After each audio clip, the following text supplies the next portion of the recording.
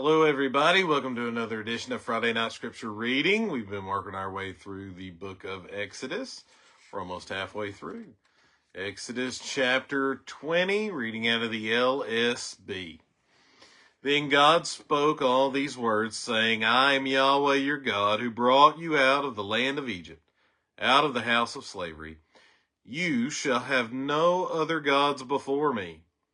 You shall not make for yourself an idol, or any likeness of what is in heaven above, or on the earth beneath, or in the water under the earth.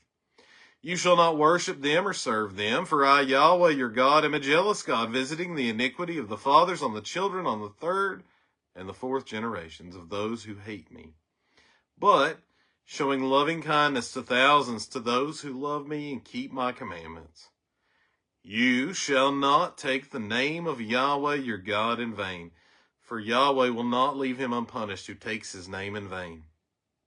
Remember the Sabbath day to keep it holy. 6 days you shall labor and do all your work, but the seventh day is a Sabbath of Yahweh your God. In it you shall not do any work, you or your son or your daughter, your male or your female slave, or your cattle or your sojourner who is within your gates. For in 6 days Yahweh made the heavens and the earth, the sea, and all that is in them, and rested on the seventh day. Therefore Yahweh blessed the Sabbath day and made it holy. Honor your father and your mother, that your days may be prolonged in the land which Yahweh your God gives you. You shall not murder. You shall not commit adultery. You shall not steal. You shall not bear false witness against your neighbor. You shall not covet your neighbor's house. You shall not covet your neighbor's wife, or his male slave, or his female slave, or his ox, or his donkey, or anything that belongs to your neighbor. And all the people perceived the thunder and the lightning flashes, and the sound of trumpet, and the mountain smoking. And the people perceived it, and they shook and stood at a distance.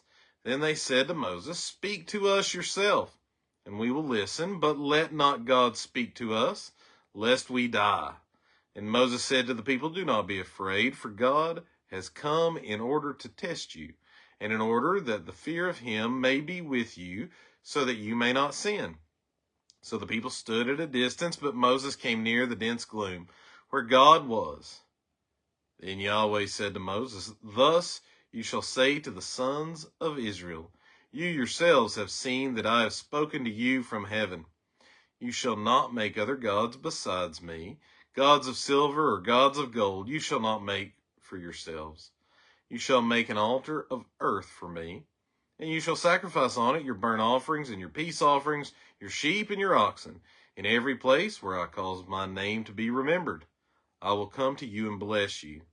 And if you make an altar of stone to me, you shall not build it of cut stones, for if you wield your tool on it, you will profane it. And you shall not go up by steps to my altar, so that your nakedness will not be exposed on it. And I think I'm going to call an audible here on Friday Night Scripture Reading, since we just read chapter 20 of Exodus, the Ten Commandments. I'm going to grab our catechism book as it goes through each of the commandments and explains a little bit. Fortunately, my catechism book is handy and close at hand here. So, in our catechism, which is Spurgeon's Catechism, we'll start with question number 40. And this may take a while, so we'll probably not get to any more of our sequential scripture reading. But I think this is important. Question 40 of Spurgeon's Catechism. What did God first give humanity as their rule of law? The answer? The rule of law that God first gave humanity was the moral law, which is contained in the Ten Commandments. Question 41. What is the cornerstone of the Ten Commandments? The answer? The cornerstone of the Ten Commandments is to love the Lord our God with all our heart, with all our soul, and with all our mind, and our neighbor as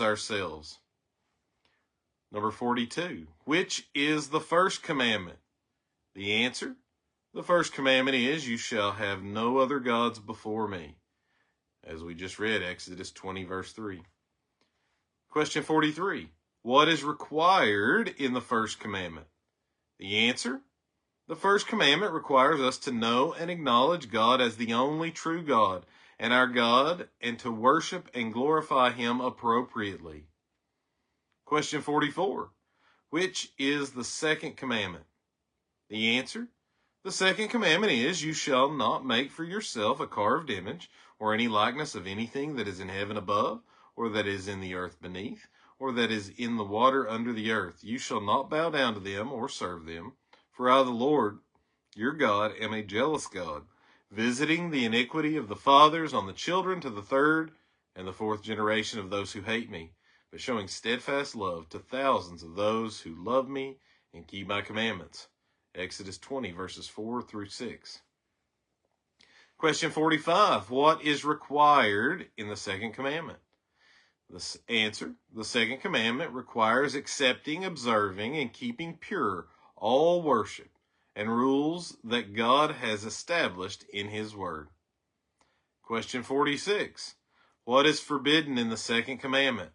The second commandment, the answer, the second commandment forbids worshiping God by means of images or any other way not established in his word. Question 47. Which is the third commandment? The answer, the third commandment is, you shall not take the name of the Lord your God in vain, for the Lord will not hold him guiltless who takes his name in vain. Exodus 20, verse 7. Question 48. What is required in the third commandment? The answer, the third commandment requires the holy and respectful use of God's names, titles, attributes, ordinances, word, and works. Question 49. Which is the fourth commandment? The answer, the fourth commandment is, remember the Sabbath day to keep it holy. 6 days you shall labor and do all your work, but the seventh day is a Sabbath to the Lord your God. On it you shall not do any work, you or your son or your daughter, your male servant or your female servant, or your livestock, or the sojourner who is within your gates. For in 6 days the Lord made heaven and earth, the sea and all that is in them, and rested on the seventh day. Therefore the Lord blessed the Sabbath day and made it holy. Exodus 20, verses 8 through 11. Question 50. What is required in the fourth commandment? The answer, the fourth commandment requires keeping separate to God such times as he has established in his word, namely 1 entire day in 7, to be a holy Sabbath to God. Question 51. How is the Sabbath to be kept separate? The answer, the Sabbath is to be kept separate by making it a day of holy rest, excluding secular employment and recreation that are acceptable on other days, and spending the entire time in public and private worship, except for necessary work and tasks of mercy. Question 52. Which is the fifth commandment? The answer, the fifth commandment is, honor your father and your mother, that your days may be long in the land that the Lord your God is giving you. Exodus chapter 20, verse 12. Question 53. What is required in the fifth commandment? The answer, the fifth commandment requires maintaining honor to everyone, whether higher in position, lower in position, or equal in position, by giving them the proper respect and obedience due them. Question 54. What reason are we given for obeying the fifth commandment? The answer, the reason given for obeying the fifth commandment is a promise of long life and success, as far as it serves God's glory and their own good, to all who will keep this commandment. Question 55. Which is the sixth commandment? The answer, the sixth commandment is, you shall not murder. Exodus 20, verse 13. Question 56. What is forbidden in the sixth commandment? The answer, the sixth commandment forbids taking our own life or the life of our neighbor unlawfully, or whatever may contribute to it. Question 57. Which is the seventh commandment? The answer, the seventh commandment is, you shall not commit adultery. Exodus chapter 20, verse 14. Question 58, what is forbidden in the seventh commandment?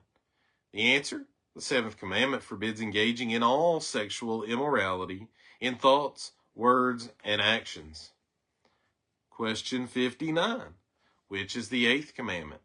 The answer, the eighth commandment is, you shall not steal. Exodus 20:15. Question 60, what is forbidden in the eighth commandment?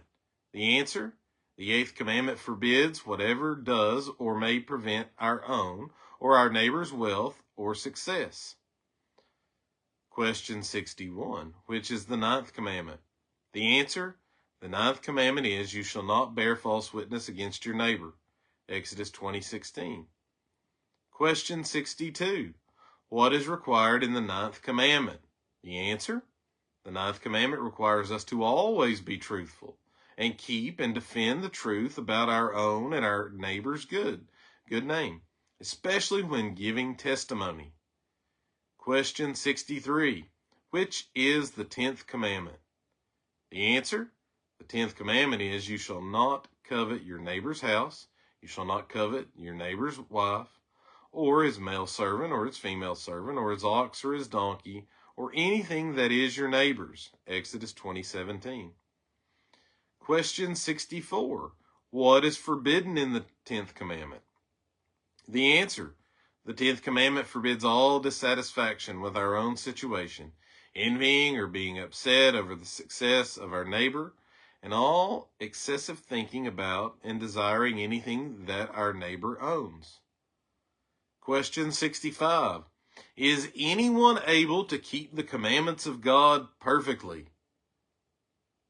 The answer, no mere human since the fall is able to keep the commandments of God perfectly in this life, but actually breaks them every day in thought, word, and action. We'll keep going. Question 66, is all breaking of the law equally wicked? The answer, some sins in their very nature and effect are worse than others in God's eyes. Question 67, what does every sin deserve? The answer, every sin deserves God's anger, both in this life and in the life that is to come. And that is our catechism book on the law of God, as summarized, as we read, in chapter 20 of Exodus, the law of God, the standard of his perfection that we are required to keep in order to earn heaven, which, as the catechism points out, none is able to do so since the fall. And that is where Jesus Christ comes in. He is the perfect law keeper. And as we go back to the very beginning of chapter 20 of Exodus, I am Yahweh your God who brought you out of the land of Egypt, out of the house of slavery. It begins with good news that God saves. And we'll just keep going. Chapter 21 of Exodus, with this little interlude of the catechism book. Chapter 21 of Exodus. Now these are the judgments which you are to set before them. If you buy a Hebrew slave, he shall serve for 6 years, but on the 7th he shall go out as a free man without payment. If he comes alone, he shall go out alone. If he is the husband of a wife, then his wife shall go out with him. If his master gives him a wife, and she bears him sons or daughters, the wife and her children shall belong to her master, and he shall go out alone. But if the slave plainly says, I love my master, my wife, and my children, I will not go out as a free man, then his master shall bring him to God, and he shall bring him to the door or the doorpost. Then his master shall pierce his ear with an awl, and he shall serve him permanently. And if a man sells his daughter as a female slave, she is not to go free, as the male slaves do. If she is displeasing in the eyes of her master, who designated her for himself, then he shall let her be redeemed. He does not have authority to sell her to a foreign people because of his treachery of her, or to her. And if he designates her for his son, he shall do to her according to the custom of daughters. If he takes for himself another woman, he may not reduce her food, her clothing, or her conjugal rights. And if he will not do these three things for her, then she shall go out for nothing without payment of money. He who strikes a man so that he dies shall surely be put to death.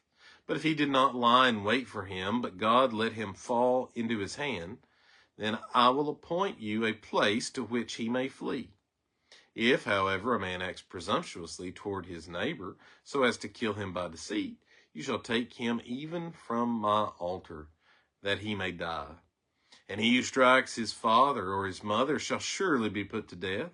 He who kidnaps a man, whether he sells him or he is found in his hand, shall surely be put to death. And he who curses his father or his mother shall surely be put to death. And if men contend with each other, and one strikes the other with a stone or with his fist, and he does not die, but remains in bed, if he gets up and walks around outside on his staff, then he who struck him shall go unpunished. He shall only pay for his loss of time, and he shall take care of him until he is completely healed. And if a man strikes his male or female slave with a rod, and he dies at his hand, he shall surely be punished. But if for a day or two he is able to stand, no punishment shall be taken, for he is his property. And if men struggle with each other, and strike a woman with child so that she gives birth prematurely, yet there is no injury, he shall surely be fined, as the woman's husband will set for him, and he shall pay as the judge decides. But if there is any further injury, then you shall pay life for life, eye for eye, tooth for tooth, hand for hand, foot for foot, burn for burn, bruise for bruise, wound for wound. And if a man strikes the eye of his male or female slave and ruins it, he shall let him go free on account of his eye. And if he knocks out a tooth of his male or female slave, he shall let him go free on account of his tooth. And if an ox gores a man or a woman to death, the ox shall surely be stoned, and its flesh shall not be eaten. But the owner of the ox shall go unpunished. If, however, an ox was previously in the habit of goring, and its owner has been warned, yet he does not confine it, and it puts a man or woman to death, the ox shall be stoned, and its owner also shall be put to death.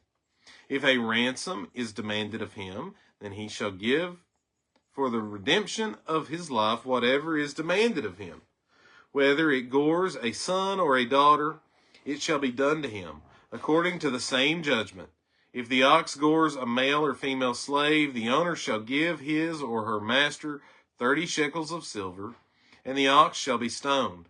And if a man opens a pit, or if a man digs a pit and does not cover it over, and an ox or a donkey falls into it, the owner of the pit shall make restitution. He shall give money to its owner, and the dead animal shall become his.